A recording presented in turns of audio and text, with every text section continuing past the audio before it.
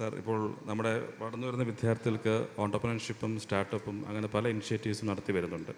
പക്ഷേ 5 വർഷം 10 വർഷം 15 വർഷം എല്ലാം കഴിഞ്ഞ ഓൺടർപ്രണേഴ്സ് സംരംഭകർക്ക് അവർക്ക് ഗവൺമെൻറ് എൻകറേജ് ചെയ്യുന്ന ഏതെങ്കിലും പദ്ധതികൾ ആവിഷ്കരിക്കണം. 5 വർഷവും 10 വർഷവും കഴിഞ്ഞ് നിൽക്കുന്ന സംരംഭകരുണ്ടാവും, ഓൺടർപ്രണേഴ്സോ വ്യവസായികളോ അവർക്കെല്ലാം ഗവൺമെൻറ് ഭാഗത്ത് നിന്ന് എൻകറേജ് ചെയ്യാൻ പറ്റുന്ന രീതിയിൽ ഫാസ്റ്റ് ട്രാക്ക് അടിസ്ഥാനത്തിലുള്ള പ്രവർത്തനങ്ങൾ എന്തെങ്കിലും സാധിക്കുമോ? അതുപോലെ തന്നെ നമ്മളിപ്പം സാർ ജോബ് വാച്ച് ടവർ എന്നൊരു കോൺസെപ്റ്റ് സാർ കൊണ്ടുവന്നിട്ടുണ്ട്. അപ്പോൾ അതുപോലെ തന്നെ ഓൾറെഡി എസ്റ്റാബ്ലിഷ് ആയിക്കൊണ്ടിരിക്കുന്ന സ്ഥാപനങ്ങളിൽ തന്നെ ഗവൺമെൻറ് ഭാഗത്ത് നിന്ന് നിങ്ങൾക്ക് അടുത്തുള്ള എക്സ്പാൻഷൻ എന്താണ്, നിങ്ങൾക്ക് എത്ര പേർക്ക് തൊഴിൽ കൊടുക്കാൻ സാധിക്കും എന്നൊരു തോട്ട് വരികയാണെങ്കിൽ സാർ, ആയിരക്കണക്കിന് സ്ഥാപനങ്ങൾ കേരളത്തിലുണ്ട്. അപ്പോൾ ഒരു 100 പേർക്ക് ഒരാൾ ജോലി കൊടുത്താൽ തന്നെ 250 സ്ഥാപനം 25,000 പേർക്ക് നമുക്ക് ഒരു വർഷം തന്നെ കൊടുക്കാൻ സാധിക്കും. അങ്ങനെയാണ് 3-4 വർഷം കൊണ്ട് 1,00,000 പേർക്ക് തൊഴിലെത്തിക്കാൻ സാധിക്കും. അപ്പോൾ ഗവൺമെൻറ് ഉദ്യോഗസ്ഥർ ഇപ്പോൾ സ്ഥാപനത്തിൽ വരുന്നത് പരിശോധിക്കാനാണ് വരുന്നത്.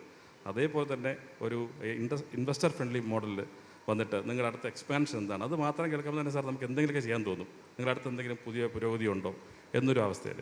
രണ്ടാമത്തേത് സാർ, ഒരു കാര്യം കൂടിയാണ്. നമുക്ക് കഴിഞ്ഞ വർഷങ്ങളെല്ലാം ലോക കേരള സഭയുടെ ഉണ്ടായിരുന്നു, ലോക കേരള സഭ. പക്ഷേ ആ സമയത്ത് സ്വദേശി സംരംഭകരായിട്ടുള്ള നമുക്കെല്ലാം അങ്ങോട്ട് എൻട്രി പോലുമില്ല. നമ്മളിവിടെ ചെയ്യുന്ന വ്യവസായികളും സംരംഭകരുമെല്ലാം നമ്മുടെ നാടിനെ ഈ പറയുന്ന പ്രശ്നങ്ങളെല്ലാം അഭിമുഖീകരിച്ച് മുന്നോട്ട് പോകുമ്പോൾ ഒരു ദിവസം കൊണ്ട് കേരളത്തെ മാറ്റാമെന്ന് പറഞ്ഞ് ഒരു VIP പാസുമായിട്ട് വരുന്നവരെ കാണുമ്പോൾ നമുക്ക് വിഷമവും നിരാശയാണ് സാർ ഉള്ളത്. അപ്പോൾ ഇവിടുത്തെ സംരംഭകരെ കാണാൻ എന്തെങ്കിലും ഒരു കാര്യങ്ങൾ ചെയ്യാൻ സാധിക്കുന്നു സാർ? ആദ്യമായിട്ടാണ് മുഖ്യമന്ത്രിമാരോട് സംസാരിക്കാൻ അവസരം കിട്ടിയിട്ടുണ്ടെങ്കിലും എഴുന്നേറ്റിരിക്കുന്ന മുഖ്യമന്ത്രിയോട് ആദ്യമായിട്ടാണ് സംസാരിച്ചത്. Thank you sir. Faisal Khan ചൂണ്ടിക്കാണിച്ച ആദ്യം പറഞ്ഞത് ഗ്ലോബൽ ജോബ് വാച്ച് ടവർ എന്നുള്ളൊരു കൺസെപ്റ്റാണ്. ഞങ്ങൾ കൊണ്ടുവന്നതാണ്. ഞാൻ ഈ തിരഞ്ഞെടുപ്പിന് മുമ്പേ പറഞ്ഞതാണ്. നമ്മൾ നോക്കുമ്പോൾ നമ്മൾ ലോകത്തുണ്ടായ മാറ്റങ്ങൾ അറിയണം. തൊഴിലിൻ്റെ സ്വഭാവം ഭയങ്കര വേഗത്തിൽ മാറുകയാണ്. പണ്ട് കമ്പ്യൂട്ടർ വന്നപ്പോഴാണ് ആ മാറ്റം ഉണ്ടായത്. ഇപ്പോൾ ഒരു 3 വർഷം 4 വർഷം നിൽക്കുന്നില്ല ഒരു ജോലി ഇല്ലാതാവുകയാണ്. ഒരു ജോലി ഇല്ലാതാവുമ്പോൾ വേറൊരു സ്ഥലത്ത് വേറൊരു ജോലി ഓപ്പൺ ആവുന്നുണ്ട്. അപ്പോൾ ഇത് നമ്മൾ നോക്കണം. അതിനാണ് ഈ എക്സ്പേർട്സുകളെ വെച്ചുകൊണ്ട് വിവിധ സെക്ടറിൽ ഗ്ലോബൽ ജോബ് വാച്ച് ടവർ എന്നുള്ളൊരു കൺസെപ്റ്റ് നമ്മളിപ്പോൾ ഡിക്ലെയർ ചെയ്ത്. അത് ചെയ്തു കഴിഞ്ഞാൽ എല്ലാ സെക്ടറിലും രാജ്യത്തിനകത്തും പുറത്തുമുള്ള മലയാളികളും അല്ലാത്തവരുമായ എക്സ്പേർട്ടുകളെ വെച്ചുകൊണ്ട് വളരെ ഇതായിട്ട് ചെയ്യാം. അവരിത് വാച്ച് ചെയ്തിട്ട് റിപ്പോർട്ട് ചെയ്യും, നമുക്ക് റിപ്പോർട്ട് ചെയ്യും.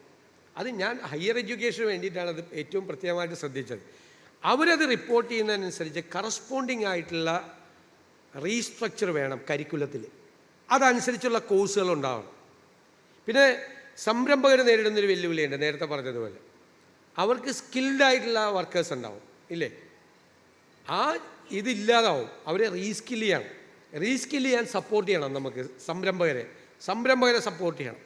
ഇപ്പോൾ നിലവിലുള്ള സംരംഭകരോടുള്ള നമ്മുടെ ആറ്റിറ്റ്യൂഡ് എന്ന് പറയുന്നത് അവരുമായി നിരന്തരമായി നമ്മൾ ബന്ധപ്പെട്ടുകൊണ്ടിരിക്കും.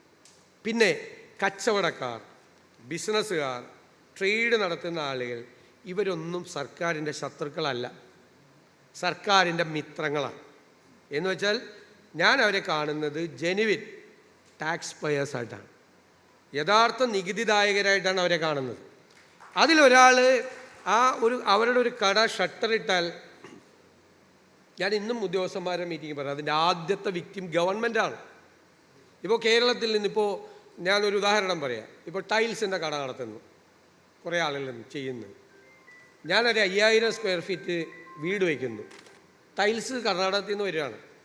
B2B ബിസിനസ്സും B2C ബിസിനസ്സും ഷെയ്ഡിയായിട്ട് വരുവാണ്. വേറെ വരുമ്പോൾ സർക്കാരിന് നഷ്ടമുണ്ട്. സർക്കാരിൻ്റെ നഷ്ടത്തേക്കാൾ ഗൗരവമുള്ളൊരു കാര്യം ഒരു ജെനുവിൻ ടാക്സ് പെയറിൻ്റെ കട പൂട്ടിപ്പോവാണ്, ഇല്ലേ? അയാൾ ഈ വാടക കൊടുത്ത്, എലക്ട്രിസിറ്റി ചാർജ് കൊടുത്ത്, വാട്ടർ ചാർജ് കൊടുത്ത് ജോലിക്കാരെ ആളെ വെച്ചിട്ട് പോകുന്ന ഒരാൾ ഇല്ലാതാവുകയാണ്. അപ്പോൾ അവരെ ശത്രുക്കളായിട്ടല്ല മിത്രങ്ങളായിട്ടാണ് കാണണം. എന്തെങ്കിലും സിസ്റ്റത്തിന് ലൂപ്ഹോൾ ഉണ്ടെങ്കിൽ അത് ഗവൺമെൻറ്റിൻ്റെ ആണ് ശ്രദ്ധിക്കേണ്ടത്. ഗവൺമെൻറ്റാണ് സിസ്റ്റം, ടാക്സേഷൻ സിസ്റ്റവും മറ്റും പെർഫെക്റ്റ് ആകേണ്ടത്. അതുകൊണ്ട് ഒരു സംരംഭകനെയും ശത്രുവായി കാണില്ല. നാട്ടിലുള്ള സംരംഭകരെ കൂടുതൽ അവരുമായിട്ട് നിരന്തരമായി ഇൻട്രാക്ഷൻ ഉണ്ടാവും. അവരുടെ പ്രശ്നങ്ങൾ ഏത് സമയത്തും ഗവൺമെൻറ്റിൻ്റെ മുൻപാകെ വന്ന് അവതരിപ്പിക്കാനും, ഒരു മീറ്റിംഗ് നടത്തി കഴിഞ്ഞാൽ ആ മീറ്റിങ്ങിൽ എടുക്കുന്ന തീരുമാനങ്ങൾ എത്ര ദിവസം കൊണ്ട് അത് തിരിച്ച് നടപ്പാക്കി തരുമെന്ന് ആ മീറ്റിങ്ങിൽ തന്നെ റിപ്ലൈ ഉണ്ടാവും. ആ മീറ്റിങ്ങിൽ തന്നെ ആ ഇൻവെസ്റ്റേഴ്സ് സെല്ലും നിലവിലുള്ള ഇൻവെസ്റ്റേഴ്സിന് അവരുടെ എക്സ്പാൻഷൻ പ്രോജക്റ്റ് വേണം. പണ്ട് ഞാനൊരാൾ ഒരു ഒരു ചെറുപ്പക്കാരനായിട്ട് ഇൻ്റർവ്യൂ നടത്തി കഴിഞ്ഞപ്പോൾ അദ്ദേഹം എന്നോട് പറഞ്ഞു, നമ്മുടെ ബാംഗ്ലൂർ എയർപോർട്ടിലെ MD ആണ്, എന്നോട് പറഞ്ഞു എല്ലാ കാര്യങ്ങളും നല്ല സ്മൂത്തായി പോകുന്നു എന്ന് വിചാരിച്ച ഒരു ബിസിനസ്സിൽ അപ്പോഴാണ് അതിൻ്റെ എക്സ്പാൻഷനെ കുറിച്ച് ആലോചിക്കേണ്ട സമയം. അവയെല്ലാം നന്നായി പോകുന്നു എന്ന് വിചാരിച്ച് കിടന്നുറങ്ങരുത്. അപ്പോഴാണ് ഏറ്റവും കൂടുതൽ ഇൻ്റർവെൻഷൻ, അടുത്ത പ്രോജക്റ്റിനെ കുറിച്ച്, അടുത്ത അപ്ഗ്രേഡ് ചെയ്യണതിനെ കുറിച്ച് ആലോചിക്കേണ്ടത്. അപ്പോൾ നമ്മുടെ നാട്ടിലെ സംരംഭകരും 2 കൊല്ലം കഴിഞ്ഞാൽ എന്താകണം അവരുടെ സംരംഭം, 5 കൊല്ലം കഴിഞ്ഞാൽ എന്താകണം അവരുടെ സംരംഭം എന്നുള്ള പ്ലാൻ വേണം. അതിനുള്ള എല്ലാ സപ്പോർട്ടും ഞങ്ങൾ we are going to provide management mentors, techno mentors and revolving fund to the entrepreneurs. അതാണ് ഞങ്ങൾ പ്ലാൻ ചെയ്യുന്നത്.